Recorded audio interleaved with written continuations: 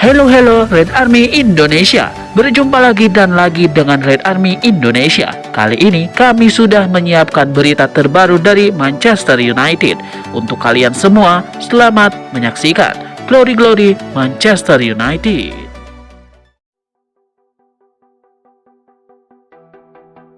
Benjamin Sesko baru saja buka puasa gol di Manchester United. Kini, pemain asal Slovenia itu mau lebih rajin membuat gol untuk Setan Merah. Bagi Sesko, ini merupakan gol setelah absen mencatatkan namanya di papan skor dalam 9 pertandingan Liga Inggris. Terakhir kali Sesko mencatat gol saat membantu Man United mengalahkan Sunderland 2-0 pada 4 Oktober 2025. Sesko menegaskan bahwa kepercayaan dirinya sebagai seorang striker sudah mulai pulih.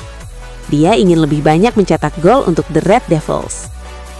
Jelas banyak, terutama karena sebagai seorang striker dan seperti semua striker, saya pikir penting untuk mempunyai pertandingan hebat dan mencetak beberapa gol, kata Sesko seperti dikabarkan oleh BBC. Lebih penting, sekarang saya mempunyai kepercayaan diri lebih dibanding sebelumnya. Sekarang, terserah pada saya dan tim untuk terus maju, kata dia menambahkan.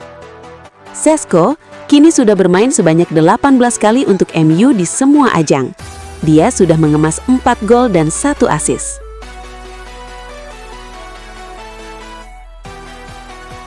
Bursa manajer baru Manchester United kini kian ramai. Terbaru, pelatih Olympique Marseille, Roberto De Zerbi, dilaporkan jadi kandidat manajer baru Manchester United. Menurut laporan tersebut, De Zerbi kini masuk dalam kandidat manajer Manchester United. Manajemen Setan Merah dilaporkan terkesan dengan rekam jejak sang pelatih. De Zerbi saat ini menangani klub Prancis, Olympique Marseille. Dalam 2 musim terakhir, ia menjadikan Marseille sebagai tim penantang gelar yang serius. Selain itu, ia punya gaya bermain yang atraktif dan juga punya pengalaman melatih di Inggris. Itulah mengapa De Zerbi sangat diperhitungkan untuk jadi manajer baru Setan Merah. Namun, laporan tersebut mengklaim bahwa manajemen Manchester United sejauh ini belum melakukan pendekatan apapun kepada De Zerbi. Mereka dikabarkan saat ini masih mengumpulkan nama-nama yang dinilai potensial untuk menjadi manajer mereka. Manajemen Setan Merah juga mulai mengevaluasi nama-nama tersebut sembari mengerucutkan ke beberapa nama paling potensial. Baru setelah itu, mereka akan melakukan pendekatan yang intensif, lalu memberikan penawaran terhadap calon manajer mereka tersebut.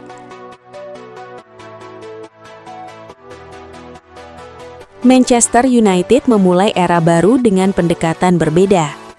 Pada pekan ke-21 Premier League, Kamis 8 Januari dini hari WIB, Setan Merah ditahan Burnley dengan skor 2-2 di Turf Moor. Hasilnya memang belum ideal. Namun, ada perubahan penting yang langsung terlihat sejak Darren Fletcher dipercaya sebagai manajer sementara menggantikan Ruben Amorim. MU sempat unggul dan tampil lebih hidup di lini serang. 2 gol Benjamin Sesko lahir dari pendekatan yang berbeda dibanding era sebelumnya. Fletcher tak butuh waktu lama untuk mengoreksi kesalahan mendasar Amorim. Salah satunya adalah mengembalikan Bruno Fernandes ke peran paling krusial di tim. Pada era Ruben Amorim, Bruno Fernandes kerap dipaksa bermain lebih dalam. Ia ditempatkan sebagai gelandang bertahan atau nomor 8. Keputusan tersebut berdampak buruk.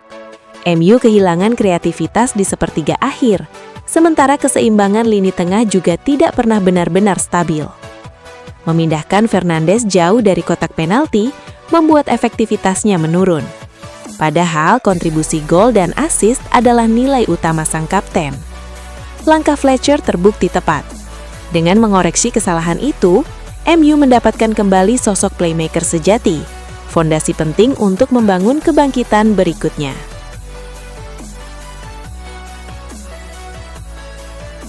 Manchester United kembali gagal meraih kemenangan di Premier League.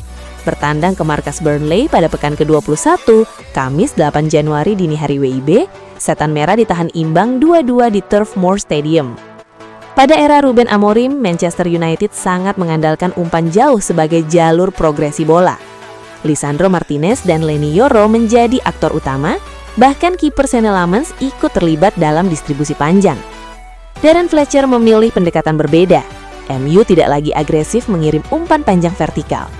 Fletcher lebih mendorong umpan diagonal untuk menggeser blok pertahanan lawan dan membuka ruang di sisi lapangan. Perubahan ini berdampak pada intensitas crossing. Wingback MU lebih sering melepas umpan silang dari area lebar. Gol kedua Šeško menjadi contoh konkret, sesuatu yang jarang terlihat pada era Amorim yang mengutamakan dribble menusuk. Benjamin Šeško mencatatkan 8 tembakan saat menghadapi Burnley. Angka tersebut menjadi rekor pribadi sang striker selama berseragam Manchester United. Fletcher menempatkan Šeško sebagai target man murni. Ia menjadi fokus utama serangan, menerima suplai crossing dan cutback untuk diselesaikan di kotak penalti. Situasi ini kontras dengan era Amorim. Šeško lebih sering berperan sebagai pemantul bola. Eksekusi akhir kerap diambil oleh winger atau wingback yang masuk ke kotak penalti, membuat kontribusi gol Šeško relatif tereduksi. Perbedaan paling mencolok terlihat pada struktur permainan. Ruben Amorim konsisten dengan formasi 3-4-3, meski hasilnya kerap mengecewakan dan menuai kritik. Darren Fletcher langsung mengubah pendekatan tersebut. MU tampil dengan formasi 4-2-3-1, menggunakan 4 bek sejajar dan menempatkan Luke Shaw sebagai bek kiri. Perubahan ini turut menghidupkan kembali peran Bruno Fernandes. Ia kembali dimainkan sebagai playmaker murni di belakang striker. Pada era Amorim, Bruno lebih sering beroperasi sebagai gelandang nomor 8, jauh dari area krusial.